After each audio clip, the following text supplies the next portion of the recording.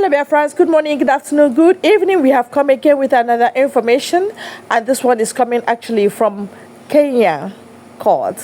Yes, they have revealed another secret against Nigeria government.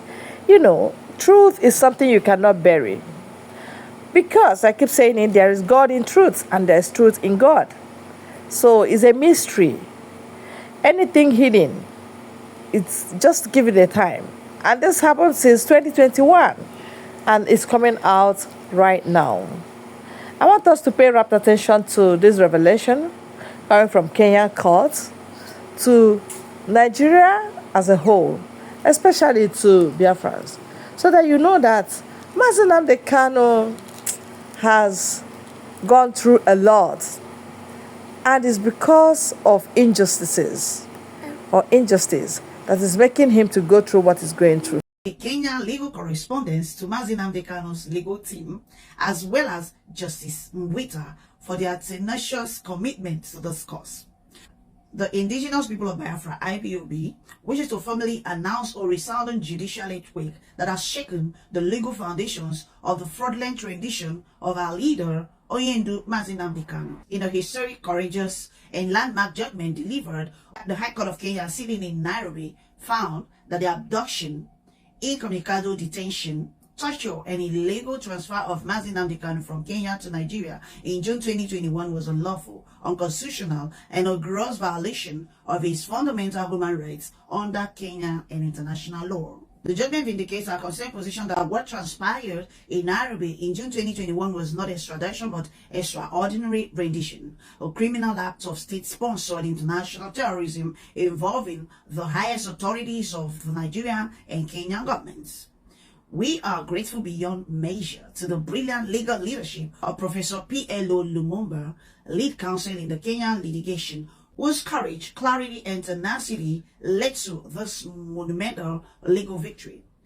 IPOB also extends heartfelt appreciation to the Kenyan judiciary, especially Honorable Justice E.C. Mwita, who stood tall against ferocious political interference and international diplomatic pressure to deliver a fearless judgment grounded in law, morality, and constitutional justice. We know, and now the world must acknowledge, that Nnamdi Kannu did not commit any crime in Kenya. He entered Kenya lawfully as a British citizen. He was abducted in a broad daylight at Jomo Kenyatta International Airport by agents of Nigerian secret police in collusion with rogue elements of Kenyan security apparatus. The judgment held the Kenyan government liable for violations of Nnamdi Kannu's rights, awarding compensatory damages of 10 million Kenyan shillings, a token of the monumental injustice inflicted, but a massive blow to Nigerian false narrative. The court found that Nnamdi Kannu was abducted without any lawful cause. His removal from Kenya was unconstitutional and illegal. The Kenyan government was complicit in the illegal operation in concert with the Nigerian government. This verdict places a permanent and indelible legal stain on the records of former President Uhuru Kenyatta of Kenya, Muhammadu Buhari of Nigeria, and former Attorney General Abubakar Malami and their accomplices. It also exposes the criminal lobbying missions embarked on by Nigerian leaders from Buhari, Osibanjo to Tinubu and Shekima, all of whom tried and failed to manipulate Kenya's judiciary to cover up this internationally condemned act of extraordinary rendition. Kenya files court paper showing there was no official record Nnamdi Kannu left East Africa country for Nigeria. You can now see that the Kenyan government and the Kenyan High Court has now officially declared that there was no official report that Nnamdi Kannu left Kenya for Nigeria. Meanwhile, don't forget that Nnamdi Kannu left Kenya, or he was illegally rendited secretly. And when he entered Kenya as a British citizen. He registered, the Kenyan government was aware because he entered through a legal process to Kenya. But the Kenyan government failed to back him up. Court papers filed by the Kenyan Attorney General have shown that the repatriation of the leader of the indigenous people of Biafra, IPOB, Nnamdi Kannu, to Nigeria was illegal. This was disclosed by a brother to detained IPOB leader, Kannu. According to a statement issued by Aloy Ejimako, Kannu's special counsel. The statement reads, in the latest affidavits filed by the Kenyan government in defense of the suit filed by Nnamdi Kannu in Kenya, it asserted that there was no immigration record of Kannu's departure from Kenya after his last arrival on 12th May 2021. The Kenyan government, according to the statement, has filed an affidavit stating there was no immigration record of Kannu's departure from Kenya after his last arrival on 12th May 2021. You can now see that Nnamdi Kannu, when he entered Kenya, it was recorded in their system. But up until now, there has not been any official exit on the Kenyan government system that yes, this British citizen named Nnamdi Kannu have left the country. So where is Nnamdi Kannu? This clearly shows that Nnamdi Kannu was kidnapped from Kenya. He was secretly rendited back to Nigeria in an illegal form. Kanunta stated that the affidavit is an official confirmation that the Nigerian government had contravened the provisions of the Kenyan Nigerian Constitution and international law.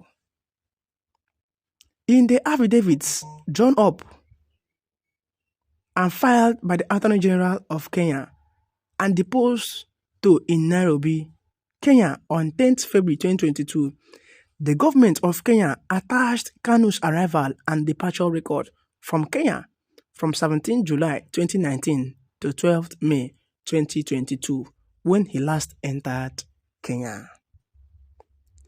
It is pertinent to note that these affidavits have been drawn up and filed by the Attorney General of Kenya is the clearest official confirmation yet from the government of Kenya that what happened to Nnamdi Kannu in Kenya amounts to crime both in Nigeria, Kenya, and under international law.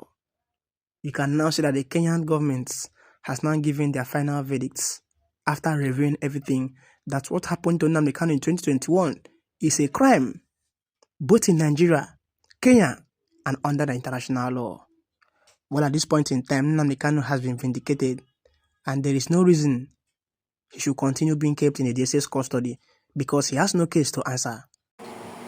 All right, my people, have you heard finally, officially, that truth is open? So, the kidnappers of Nigerian government, Malami, the first kidnapper, coupled with Musa and all the rest of the people that are doing nonsense against Ndibo, thinking that they are smart. At the end of the day, now. When you were saying they kidnapped Nnamdi, they say it's a lie. They did not kidnap. It was official. Which official? They are kidnappers. The Fulani won't be kidnapper. Kidnapper ni neme na Igbo. Oh, Hama, they are the ones engineering it. They are the ones engineering it in the name of government. Shame on Nigerian government. Shame on them, shameless people. To fear one.